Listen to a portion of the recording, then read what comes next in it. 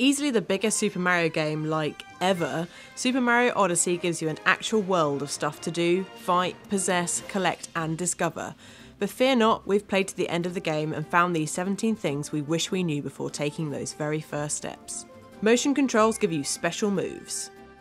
Although the game tells you that there are a variety of control styles available, in reality the best way to play is with motion controls. Restrict yourself by using the Pro Controller or only using the Switch in handheld mode, and you're going to find Odyssey a whole lot harder. You'll only really get access to all of Mario and Cappy's moves if you're willing to use motion controls. The upward, downward and spin throws can only be pulled off using motion controls by flicking both Joy-Cons up, down and to the side respectively. There's also a super useful homing cap throw that you can do by flicking just one Joy-Con after you've thrown Cappy. It'll make him attack the nearest enemy if your aim is a little off.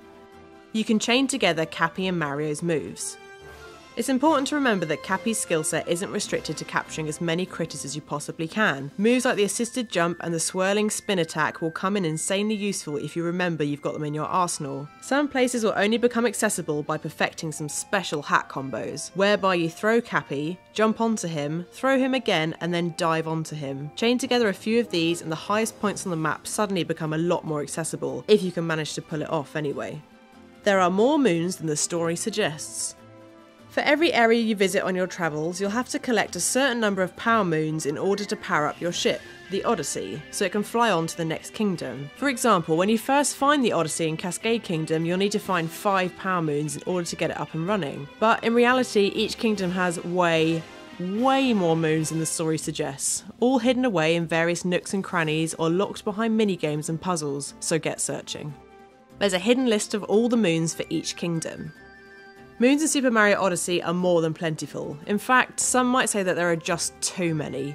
The game is actually home to over 800 of the beasties, and if you want to see how close or ridiculously far away you are to finding all of them in each section, there's a hidden menu that tells you just that. Press minus to go to the map screen and then hit Y to bring up what the game calls the lists menu. It's in here that you'll find the power moon list for each kingdom, which will show where and when you collected each one you've got so far, and irritating blank spaces for all those you haven't yet found. You get 3 moons for defeating a boss. When you're working your way through the story, it's important to note that defeating a boss will earn you a multi-moon, which is the equivalent of 3 individual moon discoveries. It's super helpful to know that when you're trying to reach your quota to get the Odyssey moving again. But unfortunately for completionists, that multi-moon still only counts for 1 discovery in the overall list of power moons in the game. You'll just notice that there's a big 3 next to the name of those discoveries you've earned in that multi-moon for the list.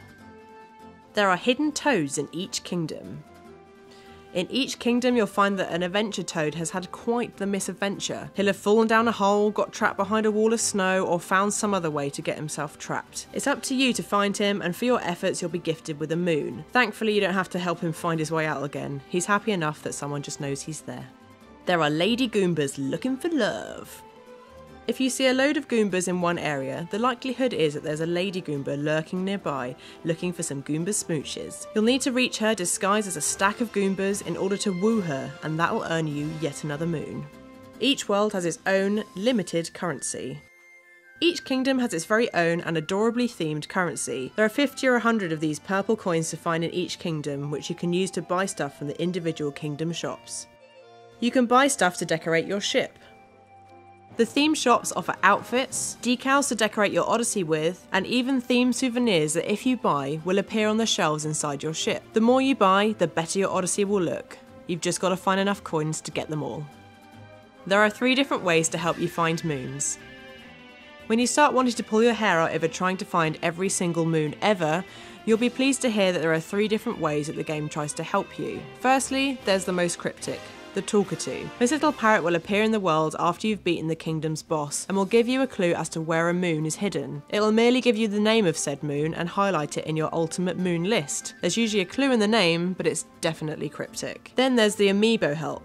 If you tap any non-Super Mario Odyssey amiibo by holding left on the D-pad and tapping the figure on the right joystick, it'll send off your chosen character into the world to help you find a moon. It'll take 5 minutes to totter off and do its thing, but they'll only mark its location on the map when they do. But if you want the easiest route, find the little blue toad that pops up after you've beaten the kingdom boss. Give him 50 gold coins and he'll mark a moon on the map. Bingo. Costumes are linked to secret moons. If you make the right choice when you first start out in a kingdom when you're buying outfits, you will unlock secret areas or associated moons more quickly. For example, don't do what we did and pick the cowboy costume in the Sand Kingdom, because there's a moon for kitting out Mario in a sombrero and poncho instead. Other kingdoms might lock you out of certain areas for wearing the wrong attire, so make sure to check before you go spending that special currency. Don't worry about location choices. Quite early on in the game, Cappy will give you a choice of location to visit next. But wait. Don't panic, like we did over the choices, because once you've finished the story missions in the one you've chosen, you'll fly to the other one. You're basically only choosing which one you play first, rather than it being a case of either or. There's a hidden photo mode. Super Mario Odyssey is following the trend of most AAA titles and has got itself a photo mode. But you might not know that straight away because no one actually tells you about it until you randomly chat to one particular NPC in Metro Kingdom. However, it's actually available from the very first moments of the game and you can access it by hitting down on the D-pad. It's equipped with filters, stickers, and some other control options that you can use to make your very own Super Mario Odyssey artwork. It's rather limited compared to the likes of Uncharted: The Lost Legacy, but brilliant nonetheless. Just look at some of the shots we've taken so far. The game will let you know what you can capture.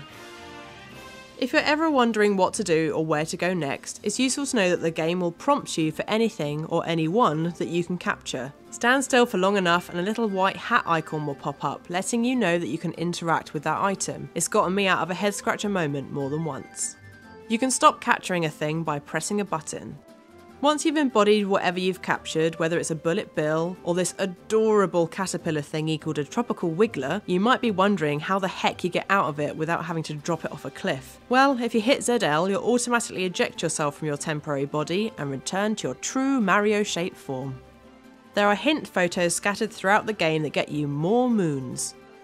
You will come across strange images on the walls of the various kingdoms that tell you to screen grab said image and not a lot else. Well, if you find the real location of these images in the game and have a poke around, there's another moon to be found.